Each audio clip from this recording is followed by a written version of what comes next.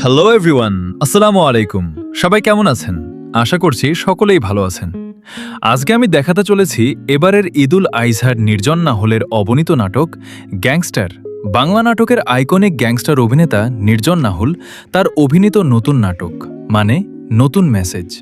তার নাটকের প্রত্যেকটা পার্ট থেকে কিছু না কিছু শেখা যায় এবং শিক্ষণীয় নাটক ধারণ করেন অভিনেতা স্মার্ট পরিচালক সৈকত রেজা। সিনেমাটিক বাইক নিয়ে তৈরি করতে যাচ্ছেন গ্যাংস্টার শিরোনামের নাটকটি।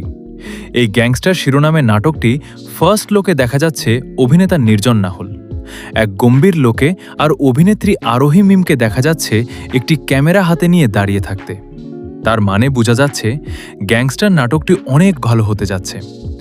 আরোহী মিমকে ক্যামেরা নিয়ে দাঁড়িয়ে থাকতে দেখা যাচ্ছে, তার মানে বোঝায় যায় নাটকটি কেমন হতে যাচ্ছে। আপনারা নাটকটি মনোযোগ দিয়ে দেখতে পারেন। অনেক সুন্দর একটা নাটক, দেখার মতো একটা নাটক। নাটকটি নিয়ে আলোচনায় যাওয়া হচ্ছে, তার আগে চ্যানেলটাকে সাবস্ক্রাইব করে রাখেন।